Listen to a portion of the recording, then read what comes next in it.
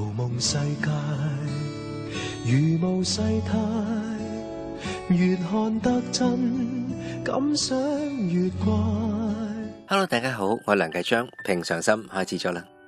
有冇諗過乜嘢工作係最適合你嘅啦？以前有人話過，男怕入錯行，我就覺得無論男仔女仔入錯行都幾唔開心。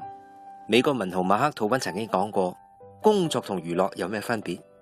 必須要做嘅就係工作，做唔做都得嘅就係娛樂。好似騎馬，跑馬場上面嘅騎師騎馬咧就係工作，但富貴人家去騎馬就係娛樂。至於彈鋼琴呢，對於鋼琴家嚟講就係工作，對於一般人就係娛樂。所以到底係工作啊定係娛樂？唔係呢件事嘅本身，係你喺度做呢件事嘅時候個心理嘅狀態。如果你嘅心理狀態覺得你所做嘅呢個工作好適合你嘅，有將你嘅才智發揮出嚟，咁呢一份工作雖然唔係十全十美，不過都應該考慮繼續做落去嘅。另外一條件就係同你一齊做嘢嘅人，即係你嘅同事啦。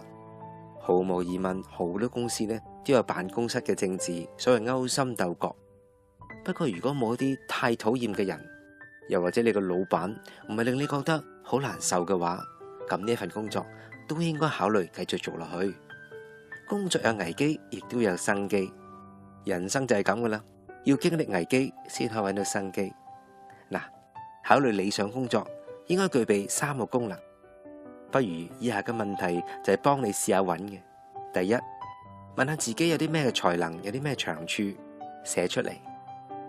譬如話我最重要嘅才能係細心啦，有表達能力，個性開朗。又或者我嘅長處呢係有想象力，做事有毅力。咁咪寫出嚟咯噃。第二，你追求啲乜嘢？乜嘢係你夢寐以求，令到你願意付出更多精力嘅呢？譬如話我嘅追求係幫助社會上嘅弱勢社群。第三，乜嘢環境可以令你感到最舒暢？喺乜嘢環境做嘢你會更加開心？例如話我中意帶領一啲陌生人到各處遊覽。你將上述3個問題答完之後，列出答案，然後揾住呢3個答案嘅組合，再同市面上一啲工作工種配對一下，或者可以揾到最適合你嘅工作。不過如果暫時揾唔到嘅，咁為咗生計都要做住先嘅啦。等係最唔好嘅方法。平常心送俾你今日呢篇文章，希望可以揾到你最適合最愛嘅工作。正如我揾到噶啦，就係每一天喺呢度做節目。我哋下次再見你，拜拜。小小單位不鋪張不奢華，從無金碧輝煌，然而甜蜜一室中滿掛。